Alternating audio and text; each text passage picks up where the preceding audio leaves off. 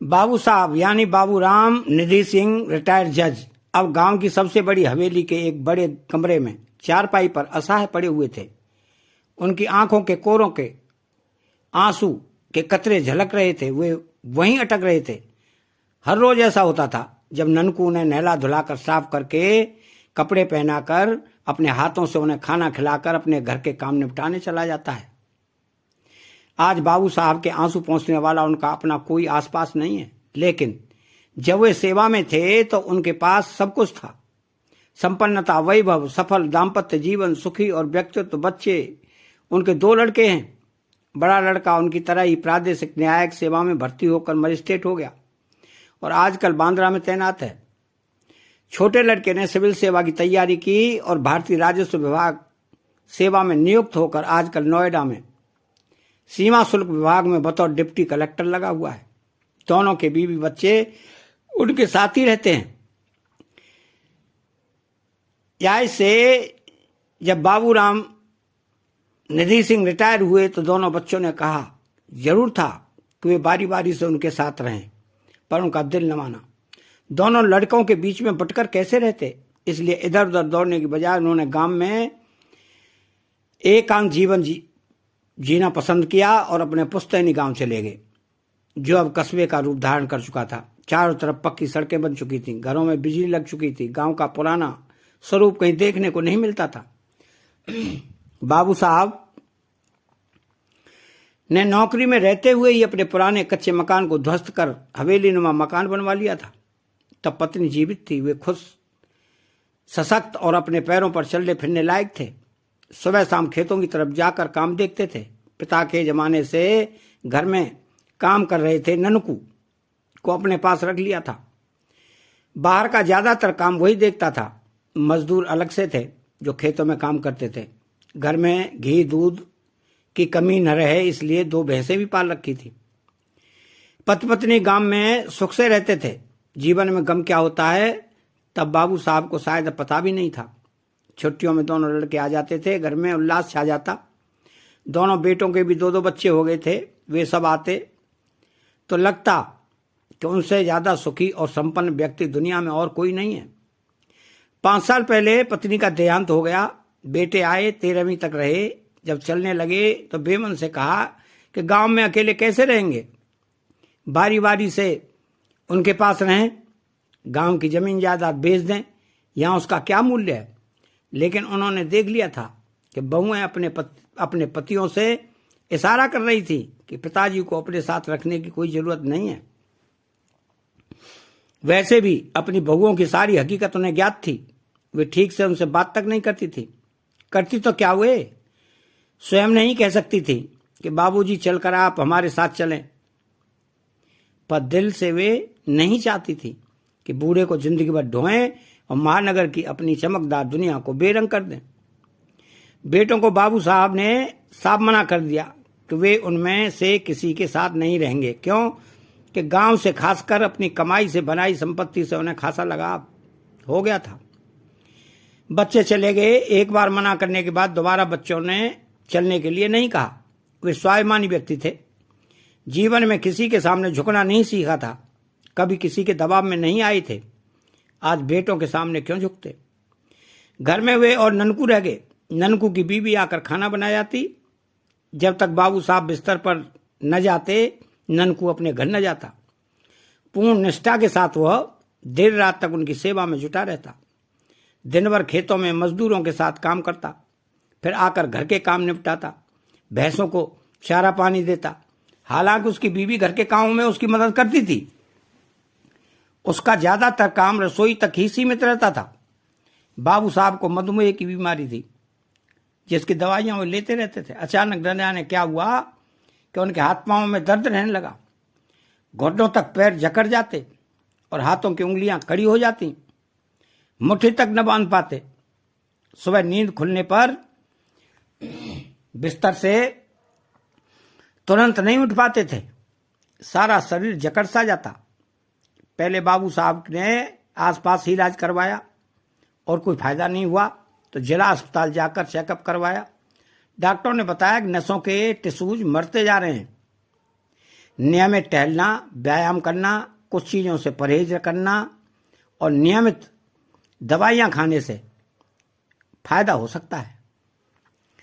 कोई गारंटी नहीं थी, फिर भी डॉक्टरों का कहना तो मानना ही था।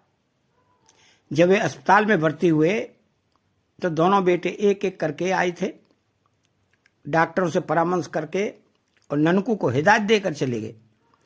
किसी ने छुट्टी लेकर उनके पास रहना जरूरी नहीं समझा।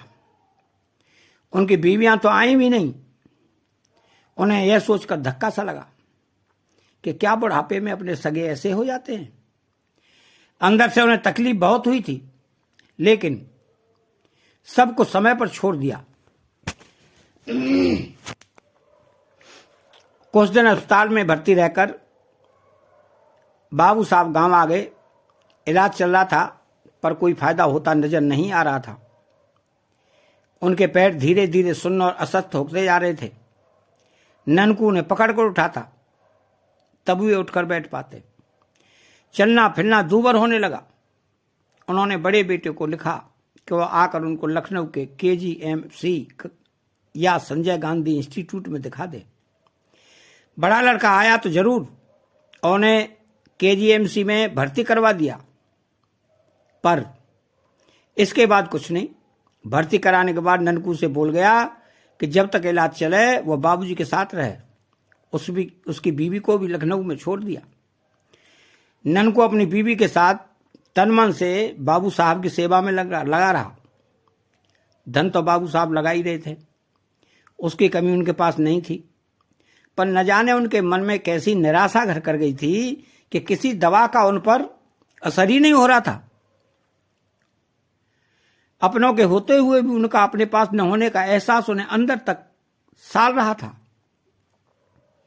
डॉक्टरों की लाख कोशिश के बावजूद वे ठीक न हो सके और लखनऊ से अपाहिज होकर ही गांव लौटे। अब स्थिति यह हो गई थी कि बाबू साहब चारपाई से उठने में भी अशक्त हो गए थे। ननकू अधेड़ था, पर उसके शरीर में जान थी। अपने बलबूते पर उन्हें उठाकर बिठा देता था तो वे तकियों के सहारे बिस्तर पर पैर लटका कर बैठे रहते थे। एक दिन नौबत यह आ गई कि वे खुद मलमूत्र त्यागने में भी अशक्त हो गए। उन्हें बिस्तर से उतार कर चारपाई पर डालना पड़ा।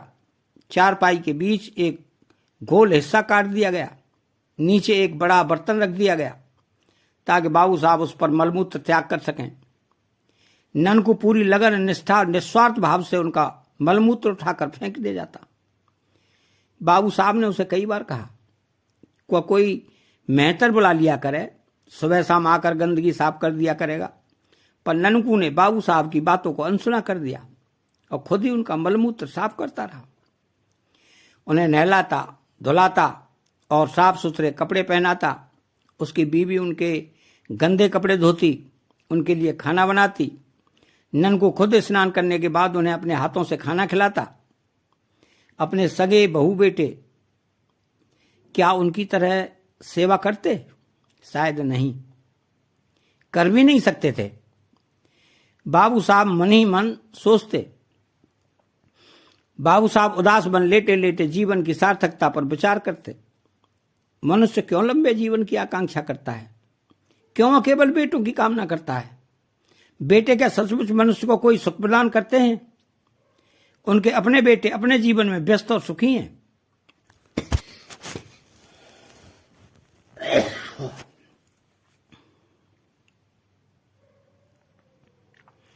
अपने जन्मदाता की तरफ से निर्लिप्त होकर अपना जीवन व्यतीत कर रहे हैं और अपने पिता से उन्हें कुछ लेना देना नहीं है। और एक तरफ ननकू है, उसकी बीवी है। इन दोनों से उनका क्या रिश्ता है? उन्हें नौकर के तौर पर ही तो रखा था, परंतु क्या वे नौकर से बढ़कर नहीं है? वे तो उनके अपने सगे बेटों से भी बढ़कर हैं। बेटे बहू अगर साथ होते तब भी उनका मलमूत्र नहीं छूते। जब से वे पूरी तरह अशक्त हुए हैं, ननकू अपने घर नहीं जाता, अपनी बीवी के साथ बाबू साहब के मकान में ही रहता है। उन्होंने ही उससे कहा था कि रात को पता नहीं कब क्या जरूरत पड़ जाए। वो भी मान गया। घर में उसके बच्चे अपनी दादी के साथ रहते थे। दोनों पति पत्नी दिन रात बाबू साहब की सेवा में लगे रहते थे। खेतों में कितना गल्ला अनाज हुआ, कितना बिका, कितना घर में बचा है, इसका पूरा हिसाब किताब ननकू रखता था। पैसे भी वही तिजोरी में रखता था।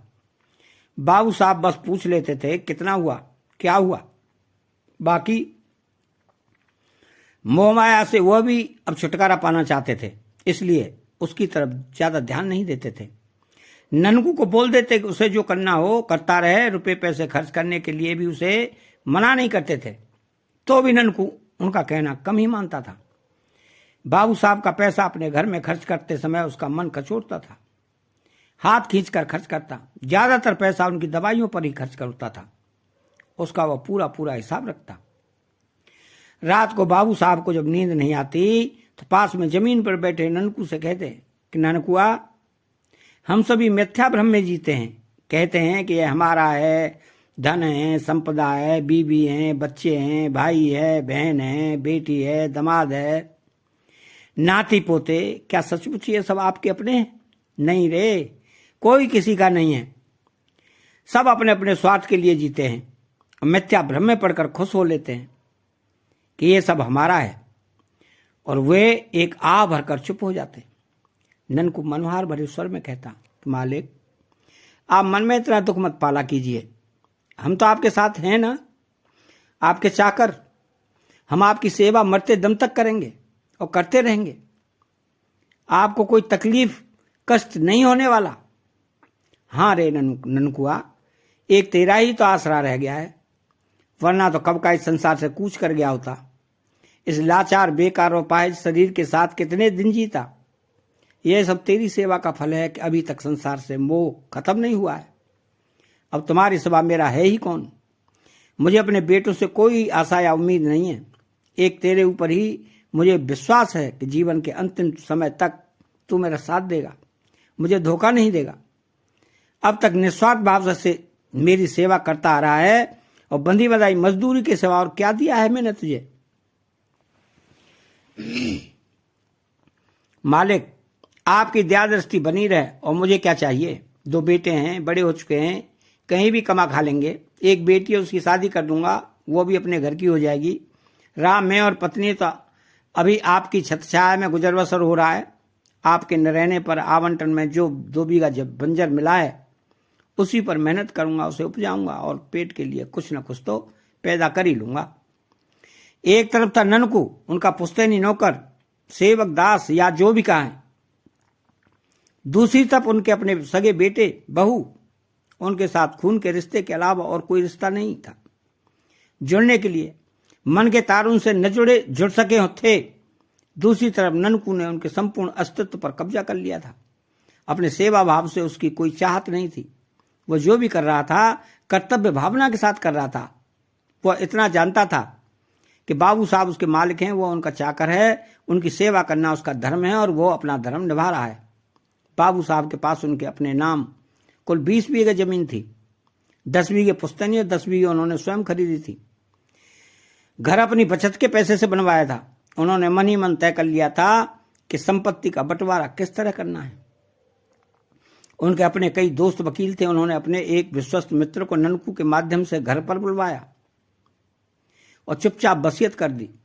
वकील को हिदायत दी कि उनकी मृत्यु पर अंतिम संस्कार से पहले उसकी वसीयत खोलकर पढ़ी जाए, उसी के मुताबिक उनका अंतिम संस्कार किया जाए, उसके बाद ही संपत्ति का बंटवारा हो।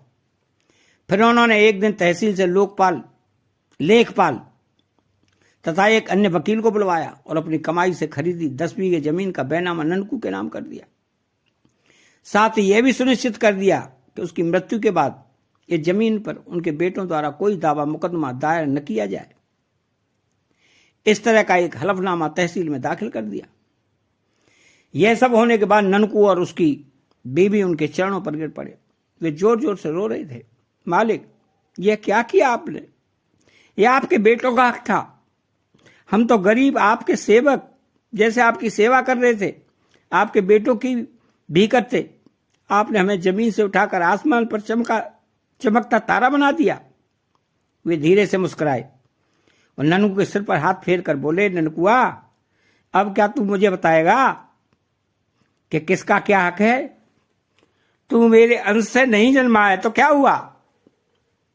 मैं इतना जानता हूं कि मनुष्य के अंतिम समय में उसको एक अच्छा साथी मिल जाए तो उसका जीवन सफल हो जाता है। तू मेरे लिए पुत्र समान ही है, और पुत्र समान ही नहीं, सच्चा दोस्त भी है। क्या मैं तेरे लिए मरते समय इतना भी नहीं कर सकता? मैं अपने किसी भी पुत्र को चाहे कितनी भी दौलत दे देता, फिर भी वो मेरा इस तरह मलमूत्र नहीं उठाता।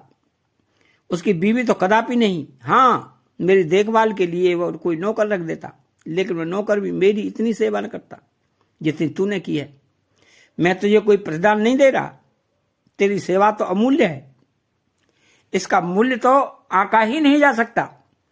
बस तेरे परिवार के भविष्य के लिए कुछ करके मरते वक्त मुझे मानसिक शांति प्राप्त हो जाए, बस इसलिए किया है। बाबू साहब आंखें बंद करके चुप हो गए। मनुष्य का अंत समय आता है तो बचपन से लेकर जवानी और बुढ़ापे तक के सुखमय चित्र उसके दिलो दिमाग में छा जाते हैं, और वह एकदम एक बाइस्कोप की तरह गुजर जाते हैं। वो उनमें खो जाता है और कुछ क्षणों तक असंभावी मृत्यु की पीड़ा से मुक्ति पा लेता है। बुढ़ापे की अपंगता को छोड़कर बाबू साहब को नहीं लगता कि कभी किसी दुख से उनका आमना सामना हुआ हो। पिता संपन्न किसान थे, साथ ही उस जमाने के पटवारी भी थे। 2 बहनों के बीच अकेले भाई थे। लाड प्यार से पालन पोषण हुआ था, किसी चीज का अभाव नहीं था, पर वे बिगड़ैल नहीं निकले क्योंकि मां समझदार थी। अच्छे संस्कार डाले उनमें, बुद्धि के तेज थे, स्कूल में हमेशा अव्वल आते। 5वीं के बाद उन्हें पढ़ने के लिए कस्बे के इंटर कॉलेज में भेज दिया गया। वहां भी प्राध्यापकों के चहेते रहे। इंटर के बाद उच्च शिक्षा के लिए वे इलाहाबाद गए, वहां हॉस्टल में रहकर पढ़ाई की। अच्छे अंकों से बीएससी उत्तीर्ण की। तभी उनका मन साइंस से उछट गया। बातों बातों में एक दिन उनके एक मित्र ने कह दिया कि यार राम, तू क्यों साइंस के फार्मूलों में उलझा हुआ है? बातों बातों में एक दिन उनके एक मित्र ने कह दिया कि यार राम, तू क्यों साइंस के फार्मूलों में उलझा हुआ है? तेरी तो तर्क वितर्क की शक्ति बड़ी पैनी है, बहस जोरदार कर लेता है, एलएलबी करके वकालत क्यों नहीं कर लेता? कहां तो वे आईएएस बनने का सपना देख रहे थे, कहां उनके मित्र ने उनकी दिशा बदल दी। बात उनको जम गई। बीएससी कर चुके थे, तुरंत लॉ कॉलेज में दाखिला ले लिया। पढ़ने में जहीन थे, कोई दिक्कत नहीं हुई, और 3 साल में वकालत पास कर ली और प्रयागराज हाई कोर्ट में एक बड़े वकील के साथ प्रैक्टिस करने लगे। साथ ही साथ न्यायिक परीक्षा की तैयारी भी। पहली बार बैठे और पास हो गए। न्यायिक मजिस्ट्रेट बनकर पहली बार कानपुर गए। तब से 35 साल की नौकरी में प्रदेश के कई जिलों में विभिन्न पदों पर तैनात रहे। अंत में बांदा से जिला जज के पद से रिटायर हुए। न्यायिक सेवा में अपनी कर्तव्य निष्ठा और ईमानदारी से नाम कमाया तो आलोचनाओं के भी शिकार हुए, पर उन्हें जो सच लगा उसी का पक्ष लिया। जानबूझकर अंतर्मन से किसी का पक्षपात नहीं किया। कहते हैं ना कि जीवन अपना हिसाब किताब बराबर रखता है। ज्यादातर जीवन में अगर उन्हें सुख ही सुख नसीब हुआ था तो अब अंत समय में दुख की बारी थी। इसे भी उन्हें इसी जीवन में भुगतना था, वरना जीवन का खाता संतुलित रह जाता। आय और व्यय का पूरा विवरण आना ही चाहिए। सुख अगर आय है तो दुख व्यय। उनका शरीर दिन व दिन क्षीण होता जा रहा था। मानसिक संतोष संताप से वे उबल नहीं पा रहे थे। बेटे बिना नागा फोन पर उनकी कुशलता की जानकारी हासिल कर लेते थे, पर क्या जीवन के अंतिम क्षणों में बच्चों की कुशल क्षेम पूछने पर से उनका कष्ट और संताप कम हो सकता है? नहीं ना। तो फोन पर ही बेटों को उन्होंने बता दिया था कि पुश्तैनी जमीन जायदाद और खुद की कमाई संपत्ति की उन्होंने वसीयत कर दी है। उसको पंजीकृत भी करवा दिया है। वसीयत वकील विजयनाथ वर्मा के पास रखी है। जीते जी देखने तो क्या आओगे, मेरी मृत्यु पर ही तुम लोग आओगे, पर अंतिम संस्कार करने से पहले वसीयत पढ़ लेना, उसके बाद ही मेरा अंतिम संस्कार करना। और वह दिन भी आज पहुंचा। हवेली के विशाल आंगन में उनका पार्थिव शरीर रखा था। एक तरफ परिजन बैठे थे, उनके बीच सफेद कुर्ते पजामा में बाबू साहब के दोनों बेटे बैठे थे। महिलाएं अंदर थी। वकील साहब को खबर कर दी गई थी, बस पहुंचने ही वाले थे। वकील साहब के पहुंचते ही सबकी नजरें उनके चेहरे पर टिक गईं। उन्होंने बारी बारी से सबको देखा। एक कोने में दीनहीन ननकू बैठा था। केवल उसकी आंखों में आंसू थे, पर वो रो नहीं सकता था। क्यों? कि वहां सभी धीर गंभीर मुद्रा अपनाए थे। वकील साहब ने अपने ब्रीफकेस से एक फाइल निकाली और उसे खोलकर पहले बाबू साहब के दोनों बेटों की तरफ देखा, फिर ननकू को अपने पास बुला लिया। गंभीर वाणी में बोले, मैं वसीयत पढ़ने जा रहा हूं, आप तीनों ध्यान से सुनना। क्यों? कि यह केवल आप ही 3 लोगों से संबंधित है। फिर उन्होंने वसीयत पढ़नी आरंभ की। मैं राम निधि सिंह, निवासी ग्राम व पोस्ट लालगंज, जिला रायबरेली, अपने पूरे होशो हवास और संज्ञान में शपथ पूर्वक अपनी संपत्ति की निम्नलिखित वसीयत करता हूं। ग्राम में स्थित 10 बीघा पुश्तैनी जमीन, जो अलग अलग 4 चकों में है, मेरे दोनों बेटों के बीच बराबर बराबर बांट दी जाए। इसी तरह बैंक में जमा धनराशि के भी वे बराबर के हिस्सेदार होंगे। सोने चांदी के जेवरात इनकी बहुओं को बराबर बराबर सुनार की मध्यस्थता में इनकी कीमत आंक कर बांट दिए जाएं। रही 10 बीघा जमीन, जो मैंने अपनी बचत और मेहनत की कमाई से खरीदी थी, उसका बैनामा मैं पहले ही अपने पुत्र समान सेवक ननकू के नाम कर चुका हूं। वो मेरा सगा बेटा नहीं है, पर मैं उसको अपने बेटों से भी बढ़कर मानता हूं। संतान सुख क्या होता है, वो मैंने अपने दोनों पुत्रों के पालन पोषण से प्राप्त कर लिया है, परंतु जीवन के अंतिम समय में संतान एक पिता को क्या सुख देती है, यह मुझे अपने पुत्रों से प्राप्त नहीं हो सका। वह सुख मुझे मिला तो केवल ननकू से, उसकी पत्नी और बच्चों से। मेरी सेवा करते समय उनके मन में कभी यह लालसा न रही होगी कि मजदूरी के अलावा उन्हें कुछ और प्राप्त हो। बचपन में हम अपने बच्चों का मलमूत्र साफ करते हैं, हमें उससे घृणा नहीं होती, क्योंकि बच्चों को हम अपना अंश समझते हैं और यह समझते हैं कि हमारे बुढ़ापे की लाठी है। परंतु क्या सचमुच ननकू के शरीर में मेरा खून नहीं है? वो मेरे घर परिवार का भी नहीं है तो बस मात्र एक नौकर, परंतु उसकी सेवा में नौकर भाव नहीं है, इससे कहीं कुछ ज्यादा है। वो मेरा मलमूत्र ऐसे उठाता है जैसे अपने अबोध बच्चे का उठा रहा हो। कोई घृणा नहीं उपजती है उसके मन में। उसी पितृभाव से मुझे नहलाता धुलाता है, मुझे साफ कपड़े पहनाकर अपने हाथों से खाना खिलाता है। मेरी सेवा में उसकी पत्नी ने भी कभी कोताही नहीं बरती, कभी थकान या ऊब का भाव नहीं दिखाया। ये सब करते हुए क्या उनके मन में किसी प्रतिदान की आकांक्षा या लालसा रही होगी? कभी नहीं। इन दोनों ने मुझसे पूछे बिना कोई चीज इधर से उधर नहीं रखी। ऐसे स्वामी भक्त ननकू को मैं इससे ज्यादा दे भी क्या सकता था कि उसके बच्चों का भविष्य सुनिश्चित कर दूं। 10 बीघा जमीन में मेहनत से खेती करेंगे तो उन्हें कभी रोटी के लिए दूसरे के आगे हाथ नहीं पसारना पड़ेगा। मेरे बेटे सुखी संपन्न और नौकरी पेशा वाले हैं। आशा है मेरे इस निर्णय से उनके दिल को चोट नहीं पहुंची होगी। वकील साहब थोड़ी देर के लिए रुके। सब लोग मंत्रमुग्ध थे। वकील साहब ने आगे पढ़ा, इसके बाद यह मकान बचता है, इसे भी मैंने अपने खून पर से की कमाई से बनवाया है। मैं जानता हूं मेरे बेटे पोते मेरी मृत्यु के बाद गांव का रुख नहीं करेंगे। इस मकान को औने पौने दाम में किसी बनिया को बेच देंगे। अतः मकान भी मैं ननकू को दान करता हूं। मेरी मृत्यु के बाद वह सपरिवार इस मकान को अपने रहने के लिए उपयोग करे। दोनों भैंसें भी उसी की हैं। लाखों की संपत्ति बाबू साहब एक नौकर को देकर चले गए। क्या उनके बेटे इस वसीयत को मानेंगे और यूं ही चुप बैठे रह जाएंगे? सबकी नजरें उनके बेटों की तरफ थी और एकटक उन्हें ही ताकते लगी।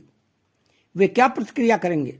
परिचित तथा परिजनों को विश्वास था कि अंतिम संस्कार से पहले ही कोई न कोई हंगामा खड़ा होगा। उधर ननकू जार जार रो रहा था। दोनों बेटों ने एक दूसरे की तरफ देखा। चंद क्षणों तक एक दूसरे कानाफूसी की और बड़े बेटे ने खड़े होकर कहा कि हमें पिताजी पर गर्व है। उन्होंने जो कुछ किया बहुत अच्छा किया, हमें उनसे कोई शिकायत नहीं है। सच तो यही है कि उनके पुत्र होते हुए भी हमने कोई सेवा न कर सके। उन्हें अकेला छोड़कर अपने बच्चों में मस्त रहे। वृद्धावस्था का अकेलापन और अपनों के पास न होने का बाबूजी का गम हम महसूस न कर सके।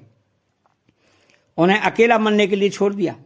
पर हम ननकू को अपना बड़ा भाई मानते हुए अपने अपने हिस्से की जमीन को भी बोने जोतने का अधिकार देते हैं और साथ ही अधिकार भी देते हैं कि बाबूजी का अंतिम संस्कार भी उसी के हाथों से संपन्न हो। इन्हीं हाथों ने बाबूजी की अंतिम दिनों में सेवा की है। यही उनका असली पुत्र है, उसे यह अधिकार मिलना चाहिए। सबकी नजरों में ननकू के लिए अथाह आदर और सम्मान था। अंदर दोनों बहुएं खुसर फुसर कर रही थी, लेकिन बेटे अपने फैसले पर अडिग रहे। तो बस आज की कहानी में इतना ही। चैनल को सब्सक्राइब करें, बेल आइकन घंटी को दबाएं और कमेंट बॉक्स में एक बहुत प्यारा सा कमेंट लिखें, क्या उन्होंने सही किया।